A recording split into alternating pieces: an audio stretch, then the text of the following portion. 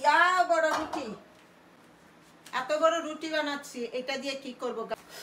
অনেক মজার খাবার তৈরি করব। তার সাথে বুঝতে পারছেন অনেকেই এটা যে আমি কি তৈরি করব। এখন আবার একটু হালকা একটু ওটা দিব নাকি? না, সিদ্ধ তো হয়ে গেছে। এটার ভিতরে গিয়ে সিদ্ধ হইব, বুঝছে? এই এখন এটার ভিতরে সব দেব। এই কাবাবগুলা দেব, ডিপ ফ্রিজে রাখা ছিল। এগুলা হচ্ছে বিফ কাবাব, চিকেন চিকেন করে কেটে দিব।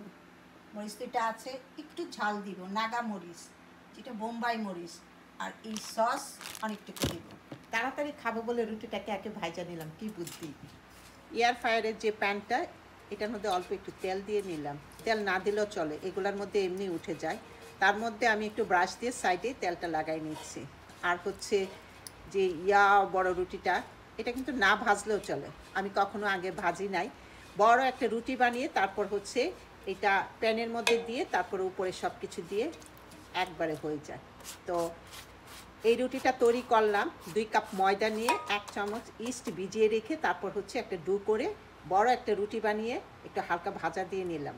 আজকে কেন জানি ইচ্ছে করলো যে মনে হলো একটু ভাজা দিয়ে নেই। আর রুটি দেখা গেল একটা বড় রুটি করে এটার উপরে সব কিছু দিয়ে প্যানে বসাই একবারই হয়ে যায়। তো যাই হোক, আমি টমেটো সস দিয়ে একটা লাঠি দিয়ে কাঠি দিয়ে সুন্দর করে মিশিয়ে নিলাম। আর হচ্ছে প্রথমে আমি এই সসের উপরে ক্যাপসিকামগুলো দিয়ে দিলাম। তারপর হচ্ছে যে মাংসের কিমাটা ছিল এটাকে টুকরা টুকরা করে কাটলাম, কেটে দিয়ে দিলাম। আর হচ্ছে একটু বোম্বাই মরিচ দেবো, একটু গন্ধ গন্ধ মজা হবে, মরিচটা ঝাল না। আর অন্যান্য সময় দেখা গেল একটু মুরগির মাংসের কিমাটা ওভাবে দেই। তো যাই হোক, আজকে হুট করে খাবো বলে একটু জটপট করে এভাবে তৈরি করে নিচ্ছি। তো তার মধ্যে আবার একটু পেঁয়াজ দিচ্ছি। এর ভিতরে ক্যামেরার বাহিরে অল্প একটু অরিগানিও দিয়ে ফেললাম, ওইটা ছিটানো, যেটা গুঁড়া পাতাগুলা। আর হচ্ছে পেঁয়াজটা দিয়ে দিব। তো মাঝে মাঝে হুট করে মনে হয় এক একটা গরম কিছু খাই, এই আর কি।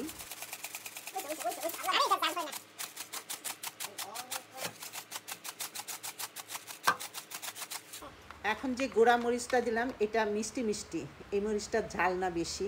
এটা দিলেও আর একটু মজা লাগে। আর হচ্ছে মজারালা একটু কমই দিব, এখন এই সময়ে এখন খুব কম খাই। তো এটা যতটুকু কম খাওয়া যায় শরীরের জন্য ভালো। তারপর হচ্ছে আমি এয়ার ফ্রায়ারে বসিয়ে 5 মিনিট প্রিহিট দিয়ে তারপর হচ্ছে আবার আমি 10 মিনিট দিলাম। আগে কোনো প্রিপারেশন ছিল না, হুট করেই ভাবলাম যে একটু গরম কিছু খাই, জাল জাল।